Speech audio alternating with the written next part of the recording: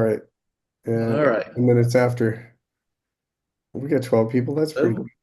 So, All right. So we were talking about the Mike Driscoll Python pop quiz. So we're getting pretty creative here in the chat. Robert, of course, throwing some curveballs.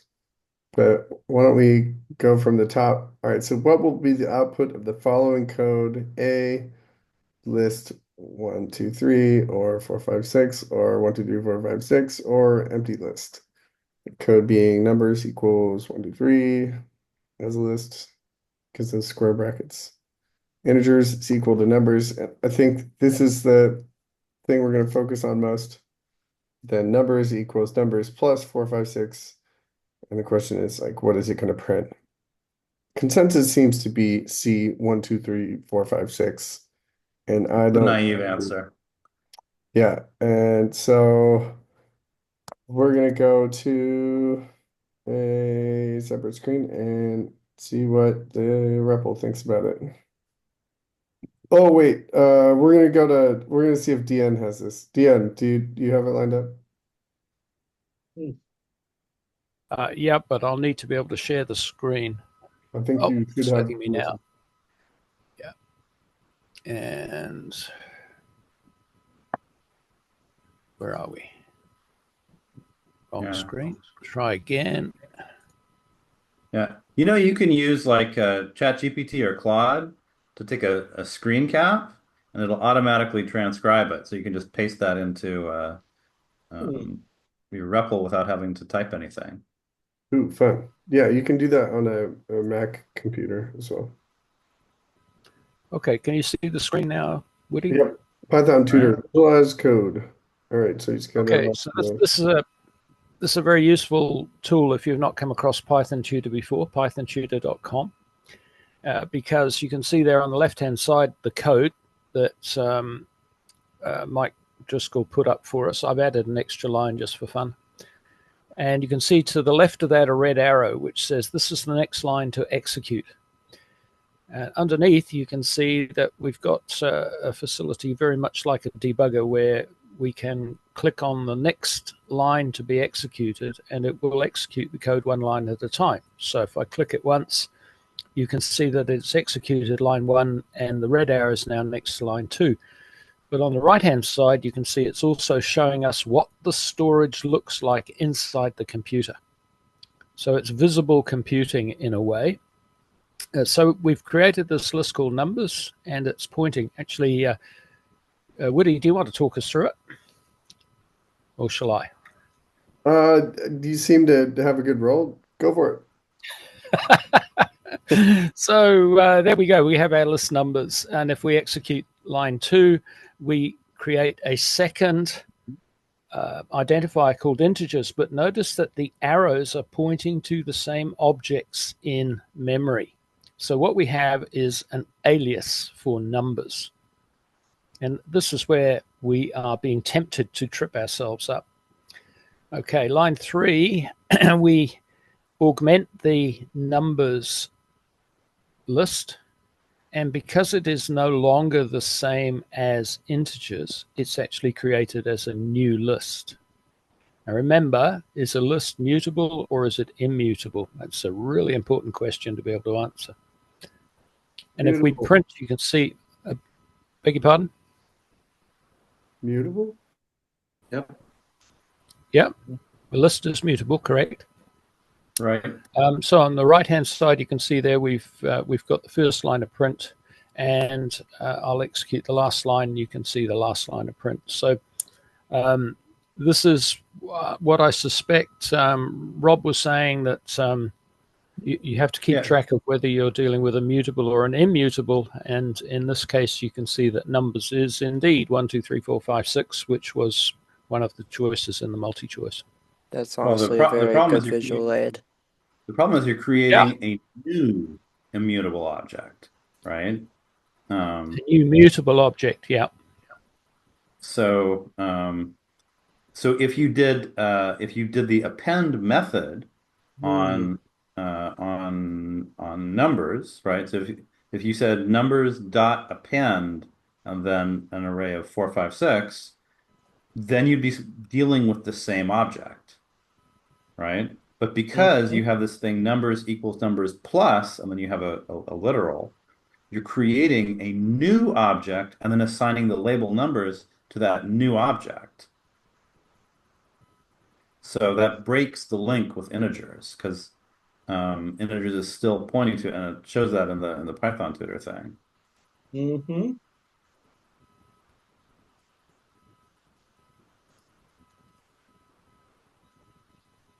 Okay. Yeah. So where are we? Go back to the beginning and start again. I'll just run the entire program. If somebody wants me to do it step by step, I'll be happy to. Why am I getting a problem over here? Object, not subscriptable. There should be parentheses around the append statement. Yeah, right. That's a method call. Thank you. Yeah, my eyes are not doing well today, so I appreciate your help.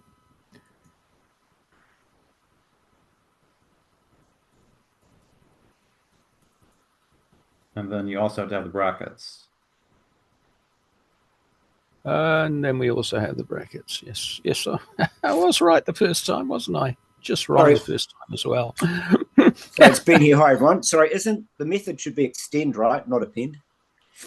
Ben, good question. Let's see. Yeah, that's correct. Extend is you're adding an iterable. Append is you're adding a single item. Right. I was doing what I was told. You're too good at anticipating, Ben. Does anybody want me to go through step by step again so you can see what happens? Or is this exactly what you expected? There's more going on now. There's more going on. Okay, step by step. So we create numbers. We set up the alias. We set up an alias of the alias. And then we set up an alias of the original. And so far, they're all exactly the same. Then we have the Driscoll code, which breaks the alias. But notice how, because the other exists, numbers is the only one that appears to change. And that's because numbers appears on the left-hand side as well. Mm-hmm. And there's our extend. And so as of right now, numbers should show, right. So numbers is... Well, why not say print forth, F-O-U-R-T-H? For you, anything. Just to make the concept a little clearer.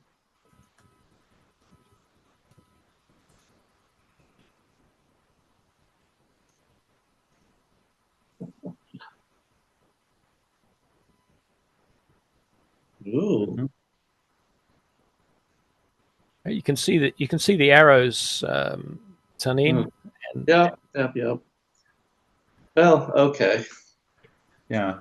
I think that the takeaway idea is that, yeah, lists are mutable, but anytime you use an operator like plus or an assignment, now you're actually creating a new object, and you're going to dispose of the old one through garbage collection, and so it's not behaving as a mutable object at that moment.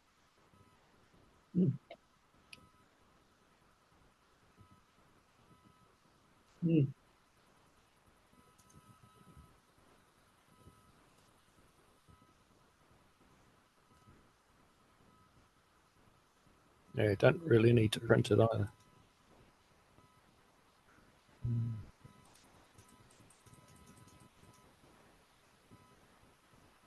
So we've got third sitting in there. Notice how the 99's been put in. This is Tanim's point. We've got the 99 put in there, and it has affected everybody in the alias list.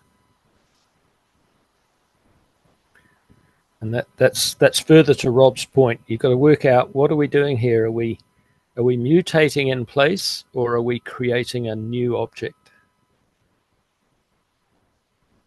Yep. There we go. All the wisdom of Tanim and Rob distilled into 12 lines of code, Woody. Very nice. And that's pythontutor.com. Is there anything for signing up for that, or is that just a free tool? One way or the other, pretty cool.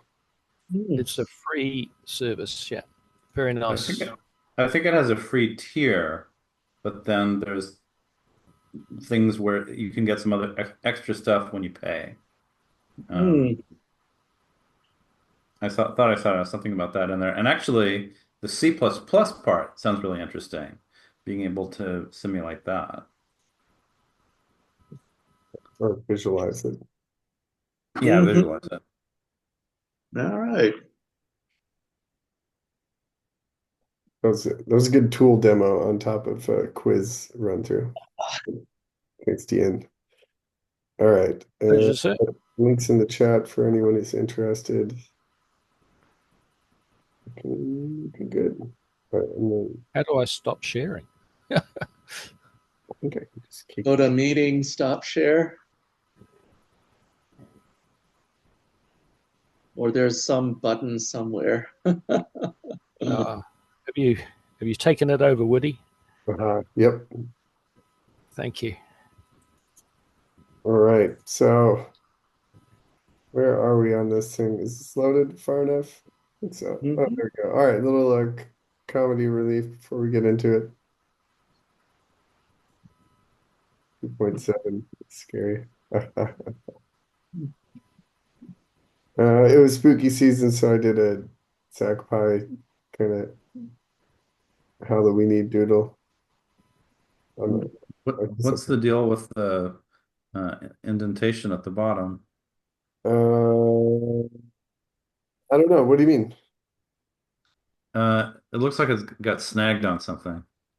Oh, the red part? Yeah, I'm the more red part. interested about the leaves underneath that pumpkin/cauldron. All right, red part I think is blood, and then the leaves are, I don't know, clip art or something. I Hmm. don't know what spices work well with pumpkin. Oh, I think they're pumpkin leaves. I don't know. It's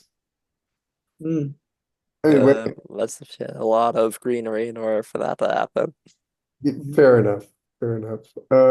In any case, spooky season is over. We're into November. It's November 7th. Welcome everyone. 13 of us. Not a bad turnout. I'd say that's quorum.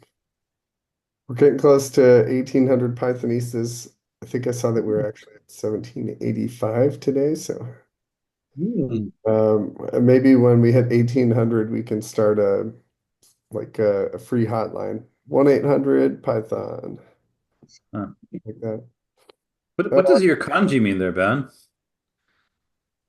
See what? The kanji characters for Ben? Oh, that's just kanji for Japanese. It's just because, Ben is a very common name, but I live in Japan, so I'm just trying to differentiate myself from any other Ben that might join.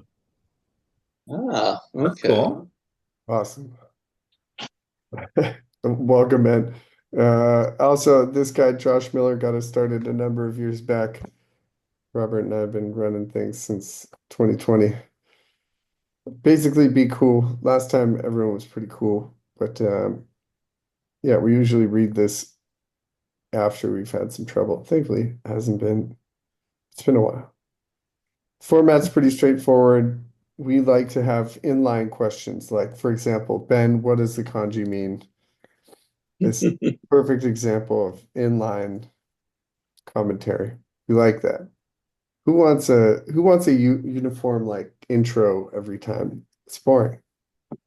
So feel free to drop in as Robert did. If you're feeling less bold, you could use the raise hand function and we'll call on you. Or you could just dump questions in chat and we'll get to them in due course. But please be mindful when you're unmuted. Please no sound bombing. You've been warned. Okay, so we are on. Ooh, I was talking about this in the shakedown. I need to actually post the links if I want people to get on there. So we're on a group called SacTech. They're kind of the original group in the Sacramento area that has Okay, so the other one. They kind of put together a group that is sort of like the umbrella organization. They meet once a month in person at a brewery. What's it called? Hop Yard or something like that. But they've got all the other groups like SacPy under them, SacPy and AWS and JavaScript. Check them out, sac-tech.com. They've got a Slack. Brazen Studios is my company. We have the Brazen, or so we have the SacPy channel for Discord is primarily in the Brazen Studios Discord. www.sacpy.org will get you right in there. Or SacPy. Yeah, I think I read that right. These QR codes will work too, but I'm assuming you've screenshotted them by now. We also have a Twitter, sac_pi. I should tweet some more people and see if they want to speak in January. Reddit. Reddit is scary. The bots on there are just too good. I can't post too much on there. We end up with troubles. Mm. LinkedIn's been going. I basically just syndicating to all these channels minus Reddit, the events and the YouTube videos and stuff like that. But I should post that one too.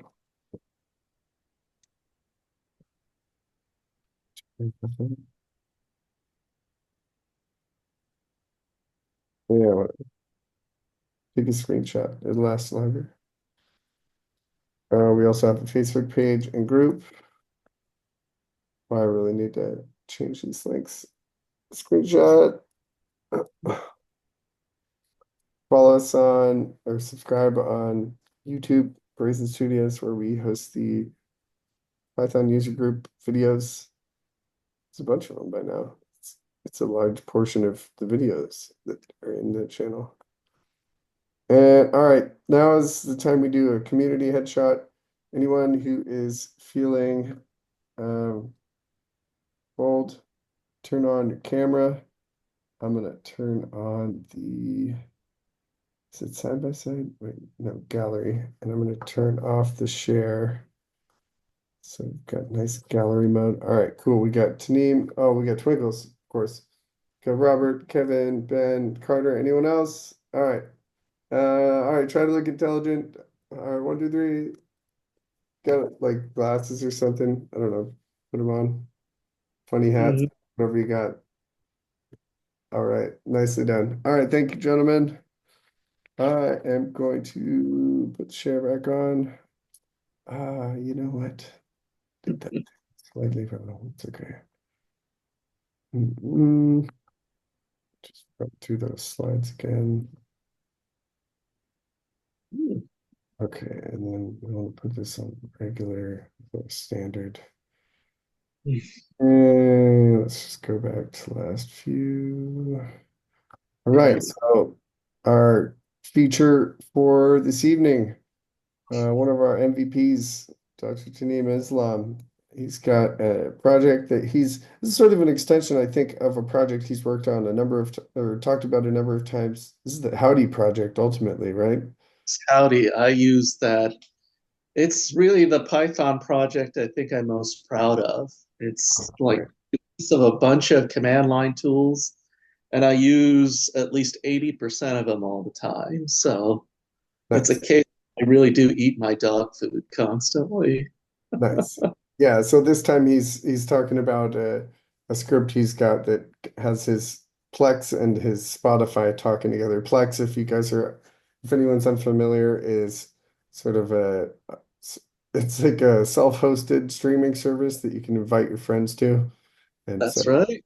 can share your media via, smart TVs and, your cell phone, your laptop, what have you. I think it's got a website option. It's pretty cool. But anyway, I will pass the share to Dr. Islam and Tanima. Take it away. All right, let's get to it. Let me start the share. Hopefully this will work. This, I'm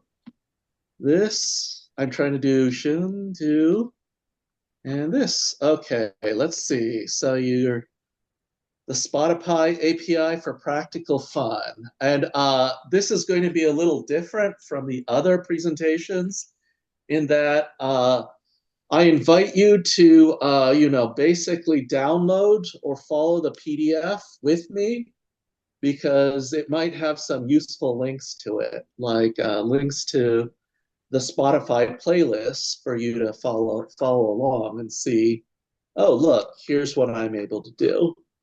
So with that, let me just get to it and hopefully it doesn't break too much. So why Spotify? Plex is great. It's awesome. When it works great. And I listen to my music. I use my phone as a radio remote control in the car, playing off my, Plex playlists. However, it's really hard to share Plex playlists, and more infrequently, sometimes my Plex server, where the music lives, goes down, and then what? It only seems to happen when I'm on vacation, but it's still inconvenient regardless. And here is something, I really thought about starting in May, I think, and really implemented when I was on vacation in Richmond, Virginia, during the summertime, was finally, sewing together the guts of the code using the Spotify web API to update the metadata of my music with their Spotify IDs, and then, create and update the Spotify playlists that mirror my Plex playlists. And, for those of you following at home, if you've got a copy of my PDF, I have a link that shows, the it all lives under Howdy is that GitHub repo that Woody mentioned, and also the documentation for the API and for the command line tools lives under the Howdy Sphinx pages. So, of course, I get this question every so often at work for different things I do called what the hell? Why? Why are you wasting my time? Why are you giving me a headache, et cetera, et cetera? But, it's a valid question to ask here. And I was sort of cheeky. I justified it in a Plex newsletter. Was, if people ask me for a favor beyond whatever I volunteer on my own, I just said, to motivate me, why don't you just talk with me about some of the music I play? And, if our conversation goes well, it's not too critical. Maybe it'll convince me to help you do what you want me to do, like maybe move, et cetera, et cetera. And, to organize, I just made this description a few days ago. Helpfully, I organized, my idea of what all pop music is, or modern English pop music is, and two playlists, both on Plex and Spotify, that cover all of modernish pop music, which I call Stereo Lavish, which is pop music that isn't old school hip hop, and the second one, smaller one, called Old School Hip Hop. And yes, you people are following from home, it's those are public playlists on Spotify. Oh, did somebody have a question? Oh, okay. Oh, all right. I didn't know if okay. All right. I didn't know if anybody had a question. Okay. So, I actually documented the API and did some descriptions of the command line tool, but I realized this stuff is more complicated than I anticipated like a few days ago. And to be honest, I don't think I can do it justice without caving everybody's heads in by describing everything in sufficient detail, all the functionality in 1 hour. So if it's fine with you all, I can start with just some useful command line demos. And then as people, have some questions or we do a deep dive, we can go into a little bit of the code. And I also suggested to Woody yesterday that, I think it might even be nice if people are interested if I can go into a deeper dive of some small part of this that I'm not going to go into in this meetup at the meetup in December. So sort of a part 2 of this. Nice. We have a cliffhanger to look forward to. Cliffhanger. And so, I'll leave this to the later pile because it was basically saying, oh, look, here's my playlist here. This image, for those of you following at home, is an actual, URL onto Spotify. And if we have time tonight, I can go into the Jupyter notebook that describes, oh, okay, the first 5 of these songs are on the Plex playlist, or it's the first attempt to show that they are on the Plex playlist.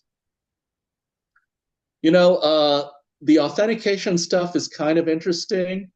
Basically, there's I'm just going to describe it right now very quickly. There's 2 sets of web APIs for Spotify. There's first, you need your own basically web app registered with Spotify. It's pretty straightforward to do.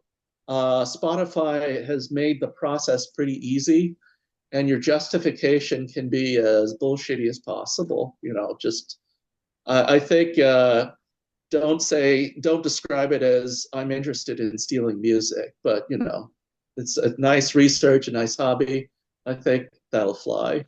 But to make this all work, you just need a client ID, client secret, and for the second, the private or user-facing API, the stuff to,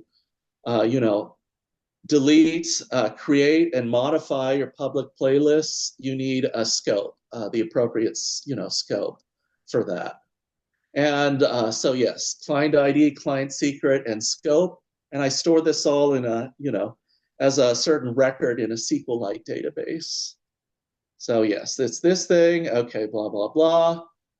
If there's time, we can go into some of the code where I demonstrate using the authentication and getting information on a single song that I have on my Plex server, and finding the Spotify ID for it and confirming, oh yeah, this is the song I think it is.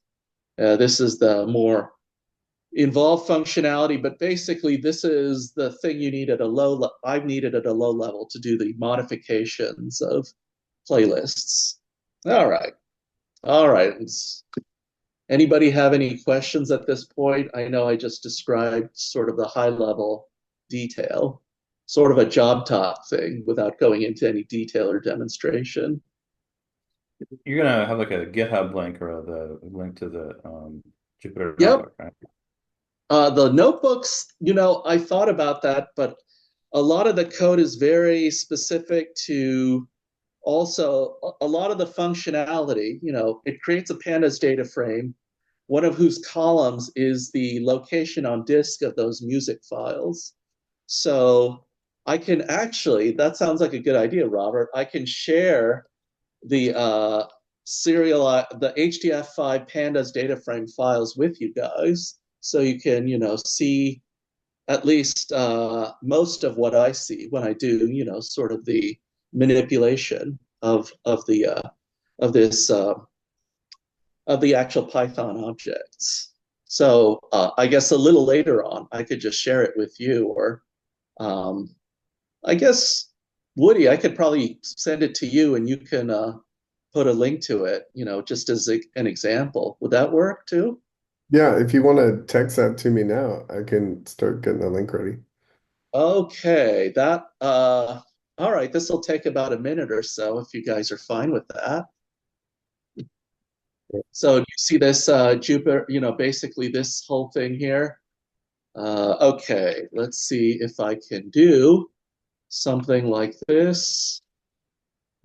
Let me put that someplace public. All right. Okay. So it might look sort of fuzzy on your end. Will you zoom in the font size? It is quite Sure. That's pretty good. Okay. Let's remove the old stuff. Ah.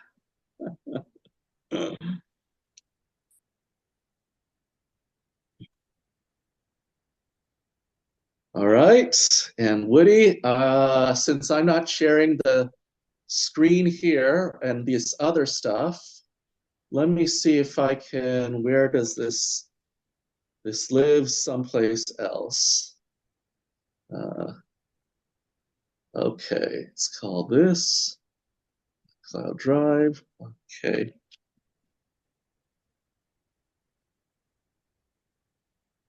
The modern Macs in their, effort to make things easier, just make things really hard. Like the location above desktop is no longer visible in Finder unless I have to do some mojo I don't want to figure out. It takes 20 minutes to figure out the mojo kind of problem. Okay, come on. Collaborate, just send the copy. All right. Well, And desktop is in the user folder, right?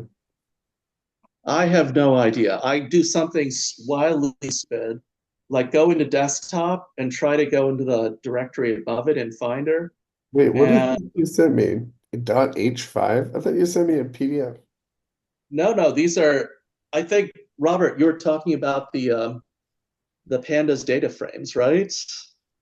Um, well, actually, I was just asking if you're going to have like a link to a GitHub because there's a lot of details in here, and it's kind of hard to make notes on all of them as it's kind of scrolling by, right? But if I you can can share. download it from GitHub or whatever, that makes it easier to look at it later. Oh, well, actually, the PDFs have links to the things in GitHub. Okay, yeah. So PDF is good for the presentation, right? Okay, did Um, you have a link to that, Robert? let's see here. One just showed up. Let's see. Um, what is this a zip? No. Oh, okay, I'm just going to download it. The dot So this H5. is something from the Google Drive, Yeah, Mm-hmm. this is what Tanim and said. it says open with zip extractor, but I'm just going to download it. Yeah, just it's a PDF, right? So Doesn't seem to have an extension. Yeah, And it hasn't. PDF, what are you talking about, Tanim? You sent me a .h5 file. I was confused, Robert. Was Exactly. it a Okay. frame or you wanted the okay. So the first thing I sent you a v3.pdf. Yeah, but that was like earlier, wasn't it? Okay. Right. What I'm hearing right now, Robert, is you want the v3.pdf. Yeah, the PDF with the notes from the presentation, Instead, right? right. Oh, that's in the email from Meetup. Oh, okay. Pointer math, man. Pointer math. Sorry about that. It's language is too rudimentary to clearly, quickly disseminate these concepts. So did you get it, Robert? Let's see here. I downloaded. Let me sort by range by In the meantime, modification I'm date. gonna find it and Do I see the eight? Do I see the .h5 file? Um, you just want the PDF, right? With the presentation links. It's in So right. this, just click the on, hearing from Woody, just click on that There it thing. is. Yeah, this is SacPy presentation November 24, Spotify version 3.pdf.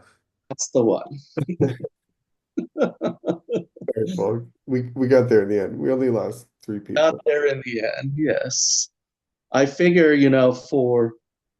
and of course, feel free to click on the links and hop around.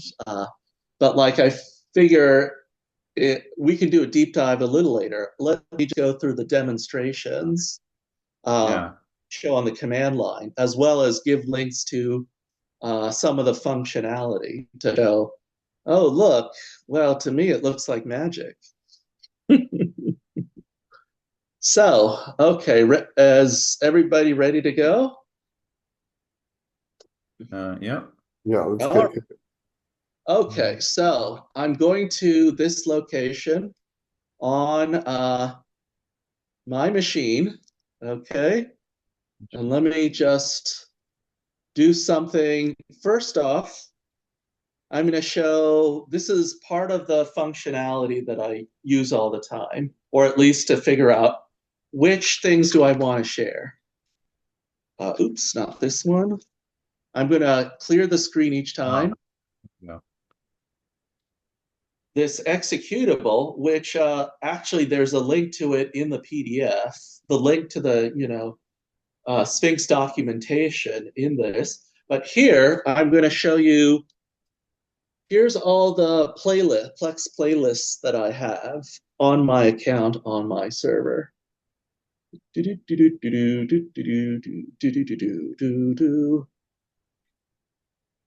Let's see. Hopefully, it doesn't crash the machine.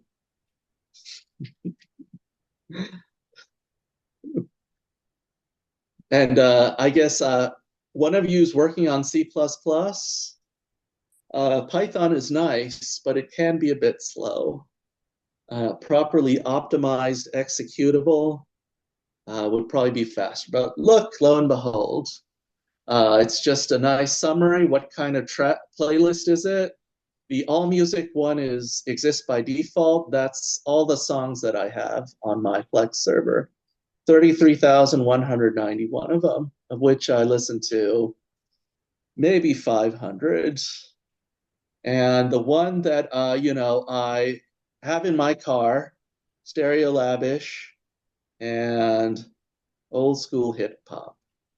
One with 1,692 songs, and the other one with 310 songs. And I updated this one, the main one, Stereo Lavish, just today, as it shows here. Let's go on. I think, yep, we're here if you're following along. Now I'm going to do something, well, I guess I'll show you how this thing works. I'm going to just delete this one here and just run this thing right now.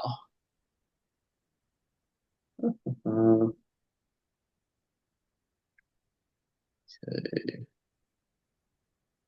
Stereo Lavish. Yes.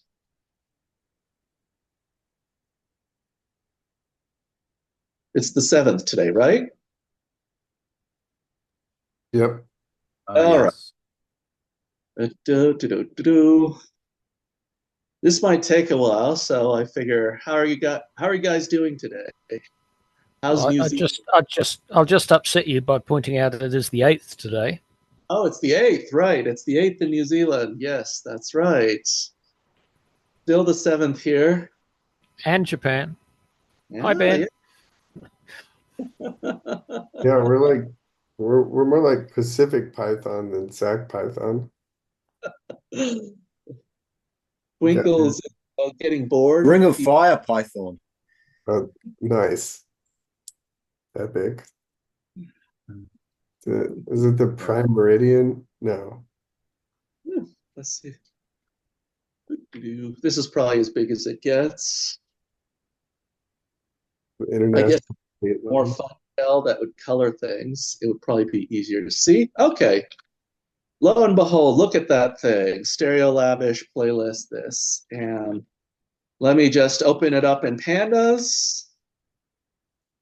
Sorry, this is just going to be for those people like you, Robert, if you're interested in it. This is sort of a more flexible format, portable format. Right. Yeah, it's HDF5. That's right. Just have the shorthand for it. I asked Claude, what is the .h5 file?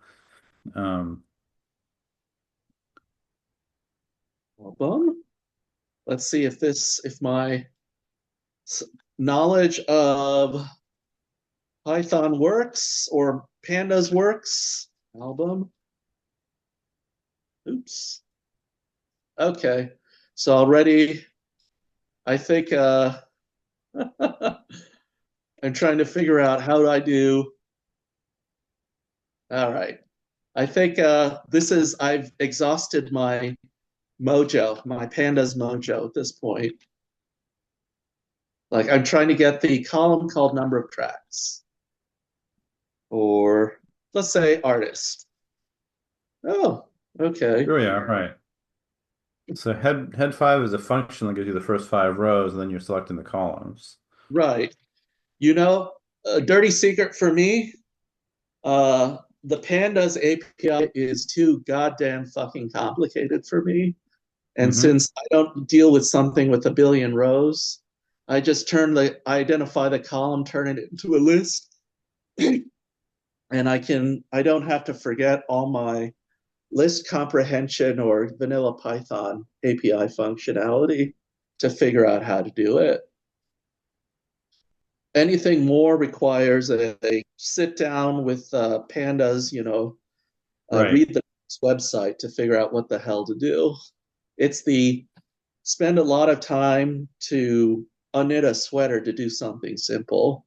I realize that, I guess if James Powell heard this, he might not like it too much, but Yeah. eh. So now there's also polars and narwhal, right? Right. But this is Now, sort of a case of, is your data frame have 100 million rows or a billion rows?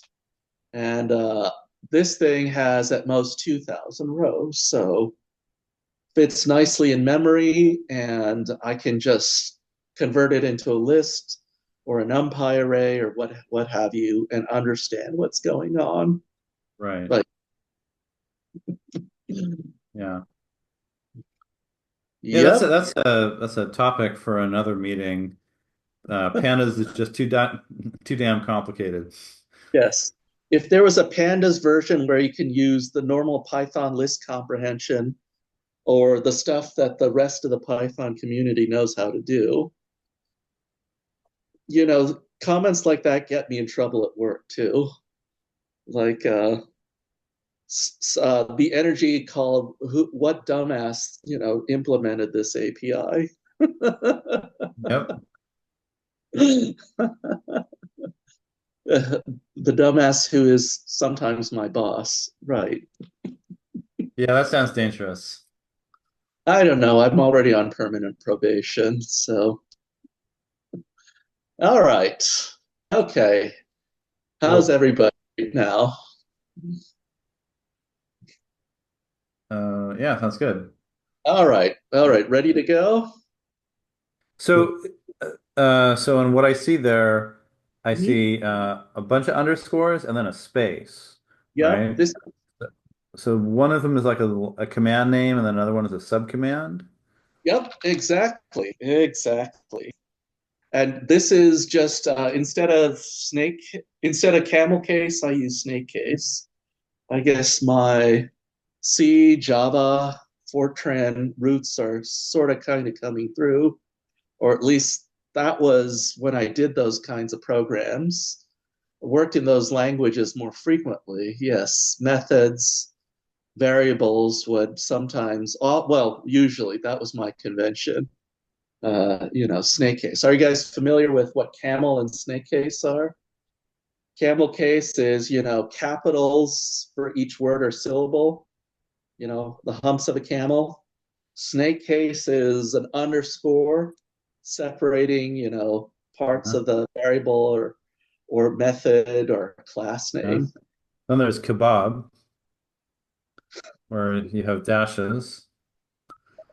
Yeah, but I don't think Python understands dashes in, basically uh, Python data structures. Right. Pascal case. Yeah, Camel. Oh, Pascal. Okay. I guess I use Pascal case for objects, but I don't do object-oriented programming in Python all that often. So it's a tiny part of my code that uses Pascal case. Well, there's actually yelling case. Good point. Constants, notes. Yes, I use capital letters. All right. Okay. Oh yeah, what was that thing I was going to show? Sorry, got distracted so easily. And in fact, let me split it on a separate line. So, it's hard to see here, right? 1, 2, 3, 4, 5 underscores. This snake has swallowed, I guess, 1, 2, 3, 4 things, 4 rabbits. Okay. So let me show you. This is basically like the previous command I did, but it's only showing the audio playlists that I have on my Plex server. And, it's a bit slow. So,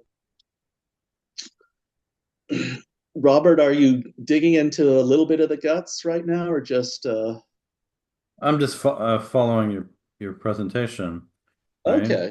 Um, Yeah. but yeah, you haven't you haven't shared like a link to the source, right?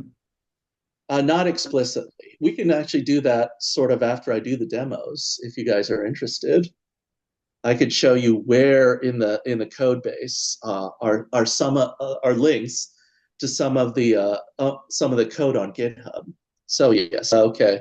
If everybody sees this here, it just looks very similar to the other one, except it's just the audio Plex playlist that I have.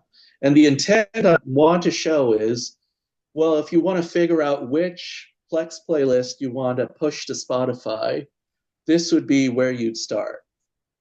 This thing here. I mean, like, okay, exactly which playlist you want to push. All right. Oop. Something just hopped around. Okay. Next one. List of all of them. Can I interrupt Sure. again? Just so I throw you off to distract you. I'm Oh, just that's fine. interested in the .h5 format because I've never come across it before. And I was just reading about it as well, I guess like Robert was. I was just looking on ChatGPT. And I just wondered what prompted you to use that format. Scientific computing. A lot of the data structures I consume in my scientific computing work are HDF5. Like, for instance, simulation state of a big problem with hundreds of thousands of zones. If you were there for my, presentation on the PMesh chat book, that was basically spitting out a mesh that is HDF5, at the lowest level. So because of that, it's just a historical reason is sort of I've had all this experience with HDF5. People Livermore Labs use HDF5, read and write HDF5 basically all the time. And so it was sort of it was just a historical thing. I mean, just so it's what you know, right? So stick with what you know, with what you're familiar with. Is that a column order format, Tanim? I don't know. No, I don't think it is. Level, too high a level where that sort of low level distinction is not something I really get exposed to. Yeah, so in terms of efficiency, they do actually talk about it, right? So there's like the Parquet format. Parquet is column order where you're listing out the whole column at a time, and that makes accessing the data faster for some reason. I'm not sure why, but yeah, I was going to ask a similar question: how it might compare in terms of speed or space for with more traditional like JSON and YAML formats. Well, JSON is bad because it's text. I mean, if you've got any significant amount of data, you don't want to store it as text. You want a nice binary indexable format. Parquet, I guess, for a data frame is fine. HDF5 is fine, at least for my applications. But something that's compact, indexable, shrinkable, that would be great. Right. And so that's pandas.read HDF just works for me. So I have no particular reason. Right. In which case, how does it compare with a SQL database then, where you've formatted your columns? I don't know because I don't use SQL all that often. So, I, a SQL database, right? It's you have to import it from an external file into the SQL database before you can do anything with it, right? And the format that you usually have to import into a SQL database is going to be text, right? oh, It's No, if you kept the data in the SQL database, Rob, rather than using it as a conversion or a transmission medium, if you kept it in the SQL database as opposed to keeping it in a HDF5 file. I don't know. That's like you'd have to do Use like that. a comparison yeah. and see if it makes sense to switch approach. Um, It's mostly for, cold storage, HDF5. You dump it out, you access it quickly, put it into memory, and then you do stuff in memory. I mean, just as basically a lower level data structure. I mean, this is scientific computing of HDF5 data as a, representation of a multidimensional array. That's sort of the use case we have. And so we don't do a lot of the more tree-like access of data structures. So for a lot of scientific computing, we don't really deal with trees. We deal with like dense blobs of multidimensional data. And so that stuff, the use case of HDF5 is just dump into some storage format and quickly put into memory. Or if we want to do, just a queried access to a coordinate in the multidimensional array, HDF5, I guess, works fine okay. for that. So probably for working with machine learning, that would be a useful format as well, as you're working with matrices of numbers there as well. Maybe. I'm not, I don't know very much about machine learning, so possibly. Uh, Huh. all right. So are you guys ready? I can go to the next thing. So the Yep. step one, I showed you, okay, what do I have on Plex? And why do we care? All right, let's see. And this is okay, what do I have on Spotify? What can I actually dump into or push into on Spotify?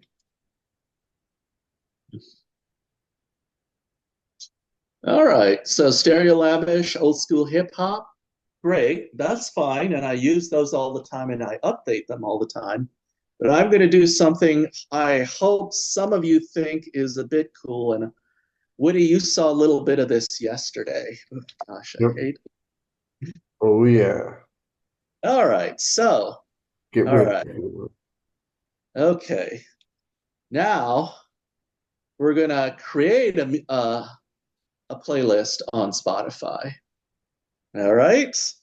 And I'm going to both show it to you and show you the website and share the link so you guys can follow with me. Like you'll see, oh, look, there's this new playlist on Spotify, and it looks empty right now, but it won't be very soon after. Okay, so let's do all that. Gonna clear it. Oof. All right. You see this long ass string here? Snake case, Spotify create. I'm going All to call right. it Rolling Stones 2024 1107. Mm-hmm. And the description is the public Spotify playlist for the SacPy beta. Okay. So that's going to be a Spotify list. Yep. Okay. First, I'm going to show you. Oop, come on. Why are you doing? Why are you being so difficult? You see this here? I know it's kind of hard to see, but I want to make it a little cooler for you guys and send the link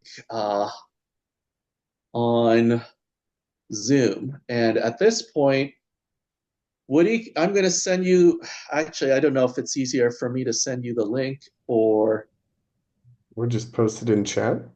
yeah, I don't know. How do I post it in chat when I'm sharing? It's one of those things that are, oh, there it is. Okay. All right. So for those who want to follow along, I invite you to click on that link.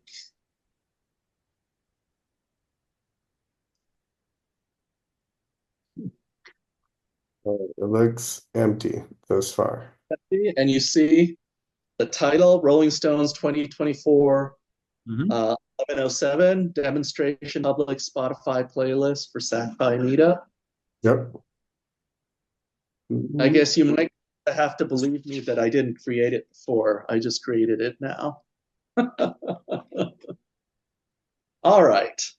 Now, Can you make one with like a profile pic that has you in like a gangster outfit? I don't know how to do that. That sounds like Okay. a request for the Howdy GitHub repo, which you're free to do. I I was generally thinking like an old school hip hop photo would be pretty cool, Yeah, like with a massive gold chain or something. exactly. or a giant clock, right? Yeah. Blockchain. You can show you know what time it is. It's time for. All right. So this is the intent is this is going to be one of the rolling, basically the idea is I'm going to push all the songs I can from the Rolling Stones that I have onto from Plex onto Spotify. Okay. And let me see Rolling Stones Aftermath 19 Rolling Stones Don't You Bother Me. Okay. Remember, Robert, this was a few years ago. You wondered where, I stored how I got some of the metadata from Hmm. M4 files or M4A files. It's this Okay. example called MP4 info, which lists all the metadata, or at least the summary metadata that you have. I mean, it does show all the metadata, but for instance, for cover art, it just says how many pieces there are rather than showing, whatever picture there is, if any, corresponding to the album cover. Okay, so MP4 info is a command line tool. It's a command line tool that says, just query the metadata on this MP4 or M4A, Right. container formatted file. All right. So the thing is, the way this, basically functionality push functionality works is it, Hmm. searches for a song on Spotify, it gets the metadata. Can it find the Spotify song? If it finds the Spotify song, it finds a Spotify ID, and it puts that into the metadata. So if you do a subsequent update, it'll first look for that Spotify ID and add it to the list. It won't try to do the search again. So if it finds something, it creates the metadata. And I want to sort of demonstrate that functionality right now. And this is the workhorse thing. I do something like this, I think, twice a day for the Stereo Lavish and the old school hip hop playlists. So snake case thing, push.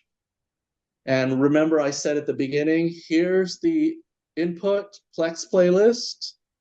Here's the output public Spotify playlist.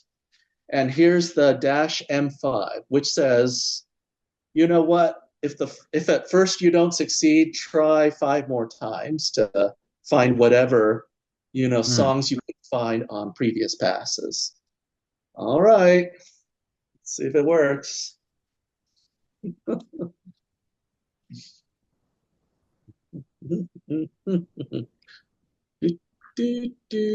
do. Oh, this time it only found, 73. Okay. And can anybody check the playlist on Spotify, see what might have happened? Yep, it's updated now. Yeah. Okie dokie. Now, I'm not a big expert on the Rolling Stones, and, I really only like one of their songs, which went on the Stereo Lavish playlist. But you could see what it did. It started off with, 74 songs in this playlist. You could actually check by loading in that, Pandas data frame. It's got 74 rows to it. The first attempt, I think, found 67. The first purification iteration, okay, it started off with the 7 it couldn't find. Tried again, it found 6 of them. And then the subsequent ones, it just had the 1. And, all those other times, in the end, it found 73 of the 74 songs. And I want to show you one final thing, the MP4 info. Why do we care? You see this? Comments. That's what makes the I guess update process a lot more efficient. If it finds the song on Spotify, it adds that metadata to the song itself. Okay. So if that particular song that is in your local collection, in Yes. your local storage, is also in the Spotify cloud collection, so Mhm. now it can go get it. It knows the track in the cloud, and so it can just play that instead of accessing from your local file system. No. In the end, the thing on the public Spotify thing, it's just a way of sharing what I have on Plex as Okay. much as possible into a public Spotify playlist that anybody can access. And So yeah, So that means if I want to access it, I can use the API through Spotify and Spotify and you have a you're sharing these uh, through your uh, uh, through your web connection, right? And so if I try to listen to it, it's going to upload from your Plex through the internet and play over my speakers. actually, what happens here is it just says update the playlist or create, fill out or update the playlist with Spotify at the low level, Spotify IDs that correspond to the songs on my Plex playlist. So, like, I guess, what is it? Don't You Bother Me by the Rolling Stones from the album Aftermath Okay. has this, track ID on there. And Mhm. let me just confirm for you.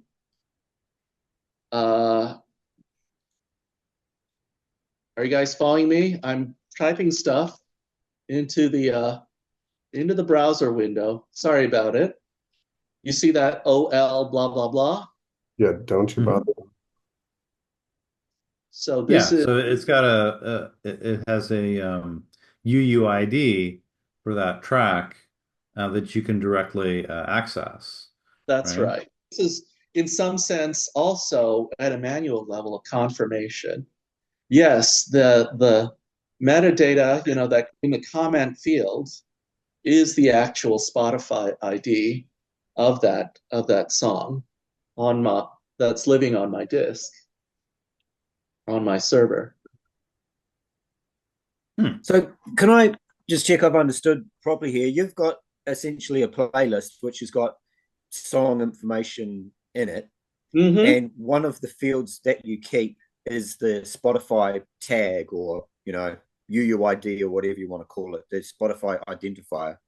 Mm-hmm. And then when you search for or when you create a new playlist, if you're coming across a track that doesn't have this identifier, the Spotify identifier, you Use use the metadata from the song to search. And then if you find it, then you update your own list yourself to include that tag or the identifier so that next you time actually it's update the there. song. You update the song by adding the metadata to it, as well Right. as you update the list. In fact, here's sort of just at a high level when I want to basically add Spotify IDs to songs in a Plex playlist. That's sort of what the first part does. The first part of push is, just tries to find, the Spotify IDs for the songs on the Plex playlist that don't have Spotify IDs. And it just, cycles through it n times. The n times would be the -n flag, specifies that. And once it's, done that purification n times, that pushes the final Spotify ID list for the Plex playlist up to Spotify. So the reason that you need to search, up to n times, up to 5 times or whatever, is that because, sometimes the API is timing out? Or is it because that you put different you put different metadata in for the song each time you search for it? I don't think it's as simple as that, because the same process per song, per iteration is identical. I think it's just that the Spotify search isn't perfect. Okay. That sort of, I'm sorry, it was sort of obliterated before. I guess there's a record of it. You saw that it first got most of them, all but 7, and then the next iteration, it found 6 of the 7, and then it couldn't do anymore. Well, the interesting thing is, why didn't it find 73 of the 74 initially? Yes. Okay, so it's the same. You're searching with the same information again the second time. You're not putting more in or anything. Okay. Yeah, that's interesting. That'd be interesting to know. And yep, it's the Y purify, I say, because the Spotify APIs are not 100%. It's not as if it finds a song 100% of the time. If it can find it and it doesn't find it, and if it can't find it, yes, you can stop there. Yes, because it isn't 100% of the time. And this is really, if you guys are interested in it, like you, Robert, the link in that PDF is sort of the guts of the code. That per song, per iteration says, okay, how exactly does it search for the Spotify ID for a song given its metadata? First, it uses 4 metadata bits, song, artist, album, and the album date. If it can't find one, then it uses 3 of them. Song name, artist, album. Then if it can't do that, just song name and artist. And if it can't do that, it just gives up. Says, okay, go to the next song. That's all it is conceptually. And finally, yeah. So is there a Spotify Python library like in PyPy, There's or called Spotted Pi, which I might arguably have some ingenuity in some cases, that I'm dumb as dirt in others. I could not figure out how to get the Spotted Pi Python module to do what I needed to do. I couldn't figure out how to get it. Just work directly with requests, right? Yes, my code uses the requests directly. I just, query, read through the Spotify web API to figure out the RESTful, post and get to do, including sometimes you got to roll your own to get exactly what you want, right? Yeah. It turned out honestly, I'll just say this: Spotify's API documentation is much, much, much better than Spotify's documentation. So instead of trying to fix Spotify's documentation, it was just more productive to just spend a little more time going through the Spotify web API and quickly learning. Oh yeah, their instructions are pretty clear. Yeah. I guess it's like the Rolling Stones say, right? You can't always get what you want. Maybe you'll find what you need. If you try. Right. And this is the second part, okay, now I've got the list basically. I'm not going to get more Spotify IDs. Then push that list to the public Spotify playlist, right? So the origin is really the Spotify IDs in the public Spotify playlist. The destination is the Spotify IDs in the Plex playlist. Why do I describe it this way? Because what this functionality does, the intent is to take this playlist, this set of IDs here, and make it, it's to make this set of Spotify IDs in the Spotify playlist identical to this one here, to the destination one here. That's the whole idea. I'm not trying to do anything smart. So for instance, thought experiment. If there are 99 songs here, 99 Spotify IDs in the Spotify playlist and 10 in the Plex playlist, the result of this operation will be just the 10 of the public Spotify playlist will be the 10 songs on the Plex playlist. That's all it does. It doesn't try to do something smart like preserve order. Like the order of songs on the Plex playlist, the order of songs here in O matches the order of songs in D. It just, all I can guarantee is a set operation on this IDs equals a set operation on those IDs. That's all it does. So to do that, first it subtracts the IDs in the play Spotify, not in Plex. Now the subtraction operation through the Spotify web API is unlimited. You can subtract all of them, all in one, I think, post or get call, authenticated call. The step 2 is now add the IDs in Plex, not in the Spotify one.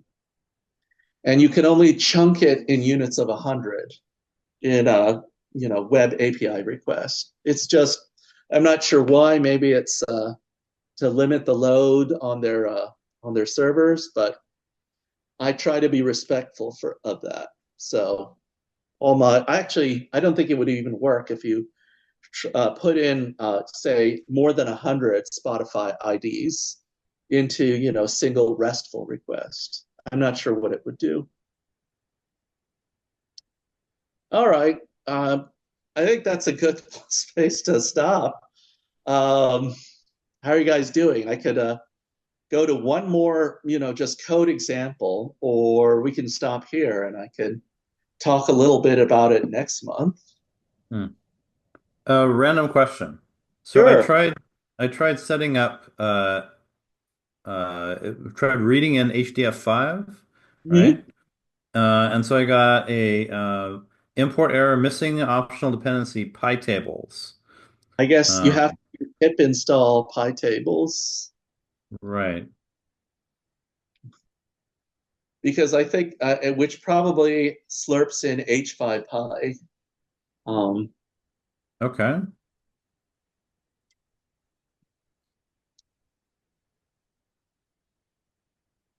So then I get an error. Could not find a version that satisfies the requirement PyTables.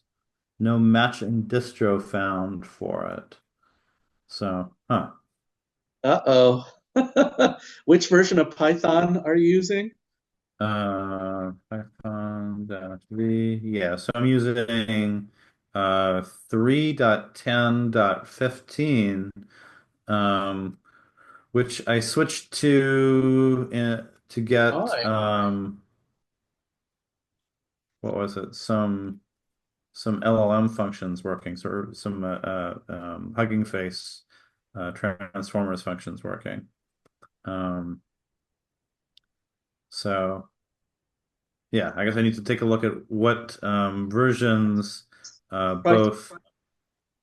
It's tables. Oh, it's one of the super fun lands called the package module isn't PyTables, it's tables. Oh, well, that would do it.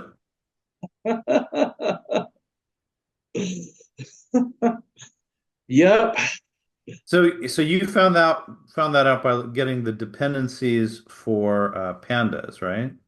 Yeah, I think I just like writing and reading to HDF5 for a lot of my applications. So yeah, I used to use dot to pickle, but on philosophical grounds, I don't like that because that's very fragile, and I've been bitten by that before. Like trying to read a pickle serialized data frame in an older version of pandas doesn't work. That sort of thing.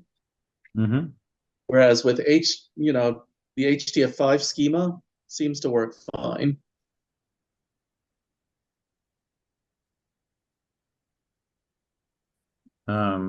Yeah, pickle seems like that would be pretty inefficient.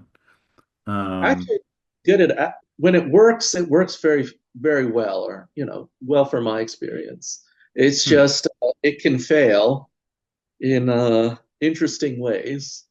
The interesting ways is the module, an older version of Pandas module, would mm-hmm, not recognize those that serialized Python object, hmm. which is what the pickle maintainers always tell you. You know, don't really do this. Maybe if you want to, enhance multiprocessing, okay, you've got to send serialized objects over the wire. Okay, fine, but not something that lives on disk. Yep.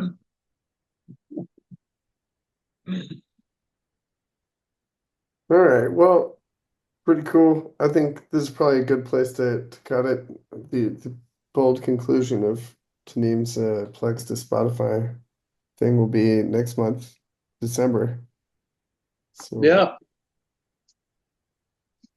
awesome. All All right. right. Well, Well, good thanks, good job. everyone. Interesting stuff. Yeah. All right. Oh, See you, Twinkles. All right. Bye, everyone. And enjoy living in tomorrow, Deanne and Ben. Yeah. Seriously. All right. See you guys. And there's only a little way to go. Yep. All right. It's Off you go. half past 5 in the afternoon here. wow. All right. All right. See you guys.